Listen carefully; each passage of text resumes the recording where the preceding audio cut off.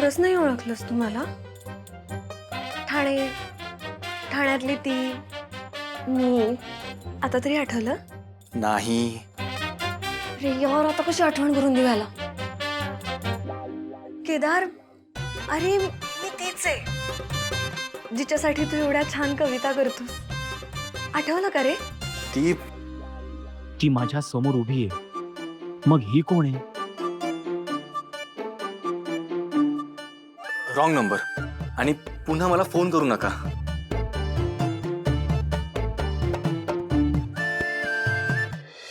काय रे, कोणाचा फोन होता?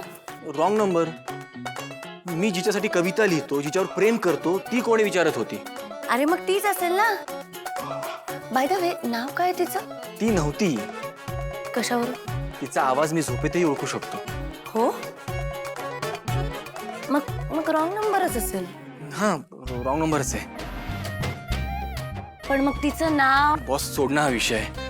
मला इथे ताईच्या बोलण्याचं टेन्शन येतंय. आपण इथे कशासाठी आलो होतो, काय करतोय आपण? एकदा जर ही जबाबदारी अंगावर पडली ना, बाहेर पडणं खूप अवघड होऊन जाईल. मला खरंच कळत नाहीये त्याला नाही कसं म्हणू.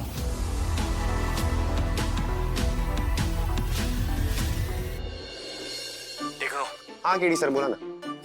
एक माहिती हवी आहे. एका अननोन नंबरवरून फोन येत आहेत. अहो केडी सर, कॉल सेंटर वरून असेल. आजकाल ते पण नॉर्मल नंबरवरून फोन करतात. अरे तेवढं कळतं रे मला, पण ती मुलगीनं काहीतरी विचित्र बोलत होती. तू माहिती काढ ना. ओके.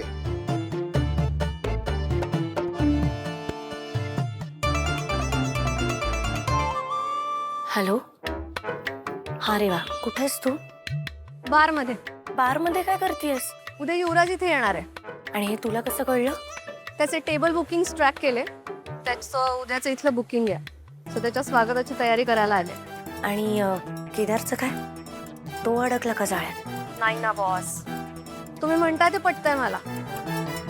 त्याचं खरंच त्या मुलीवर खूप प्रेम आहे, त्यामुळे तो इतक्या सहजासहजी सांगेल असं वाटत नाही मला.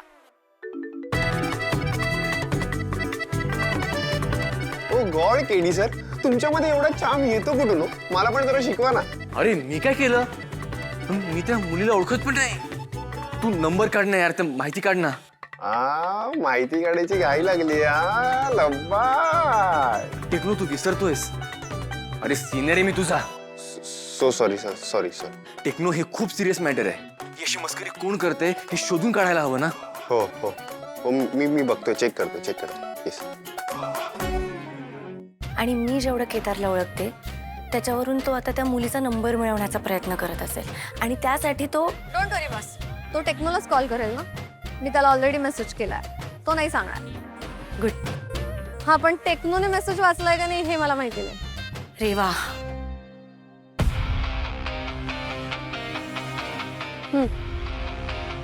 हा,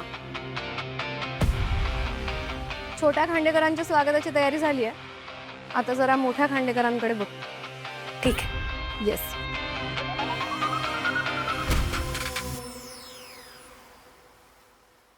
टेक्नो, कोण आहे ती? सांग ना, कोण आहे ती मुलगी जी मला त्या नजरेने बघतीये?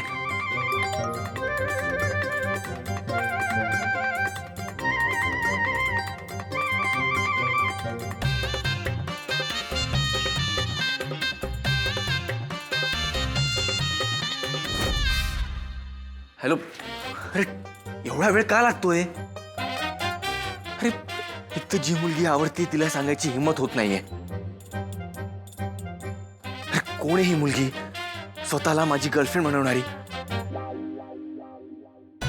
माझी गर्लफ्रेंड तर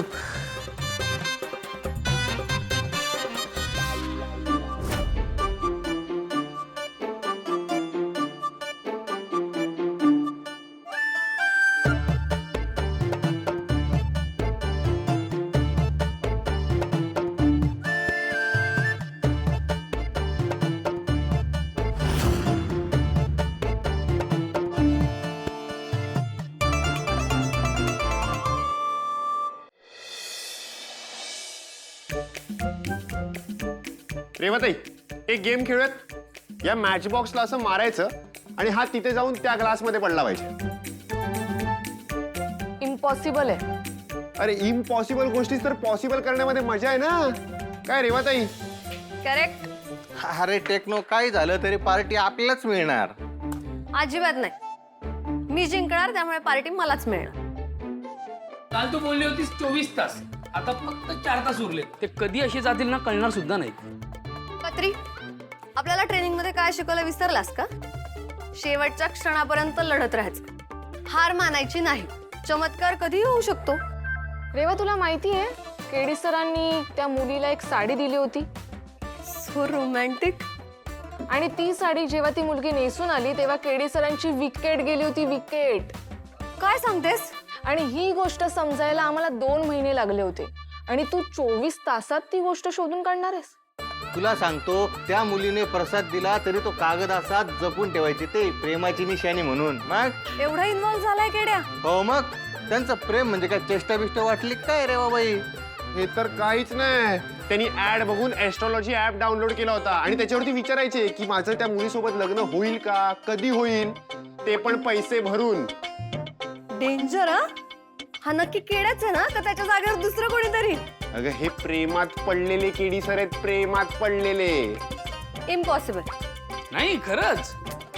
ते खरंच आहे. हे इम्पॉसिबल आहे की तुम्हाला कोणालाच त्याबद्दल काहीच माहिती नाही. निशी, काय ग, कुठे निघालीस? चाललीये मी तुझ्या सासूरवासाला वैतागून चाललीये मी. तारिणी, आय नो तुला ना माझं सुख कधी बघवतच नाही. आणि जेव्हापासून तू आणि केदार या घरात आला आहात ना, तेव्हापासून तर घरातले पण सगळे तारिणी केदार हेच करतायत. मला आणि माझ्या नवऱ्याला तर काही किंमतच नाही राहिलीये, म्हणून चाललीये मी. अगं, मी तुला फक्त एवढंच विचारलं की तू कुठे निघालीस. का सांगू मी तुला? आता मला बाहेर कुठेही जायचं असेल तर तुझी परमिशन घ्यावी लागेल का? नाही, काही गरज नाही. कोणाचीही परवानगी घेण्याची काहीही गरज नाही. आणि तसंही हिच्या प्रश्नांची उत्तरं द्यायला बांधीलच नाही होता. अहो पण नाही, मला तुझ्याशी बोलण्याची अजिबात इच्छा नाहीये, त्यामुळे तूही माझ्याशी बोलू नकोस. खांडेकर इथेच राहतात का? हो, कोण हवंय आपल्याला? हे पार्सल द्यायचं होतं. पुन्हा पार्सल मागवलंस? त्या दिवशी सांगितलं होतं ना मी तुला की खर्च कमी कर, पण तू ना कधी ऐकणार नाहीयेस माझं. अगं बाई, तुझ्या नवऱ्याला पोचणारं कोणी नाहीये आता, त्यामुळे काट कसर करायची सवय लाव जरा. मम्मा, माझं पार्सल नाहीये हे. एक मिनिट दादा, कोणाचं पार्सल आहे? केदार खांडेकर असं लिहिलं. अच्छा, द्या. थँक्यू. फातिमा, सांग ना, काय? ती कोण आहे? मला नाही माहित. नाही सांगणार? नाही. ठीक आहे, मग मी आम्हाला रिश्तेदार बनून कॉल करते आणि सांगते की वय झालंय मुलीचं, आता लवकर लग्न करायला पाहिजे, नाही का? हो ना, उशीर झालेला बरा नाही. रेवा, नाही हं, हे असं तू काही करणार आहेस. मग सांग, कोण आहे ती? मला नाही माहित. कमांडर, मी तुमच्या बायकोला फोन करते ना, तुमची गर्लफ्रेंड बनून.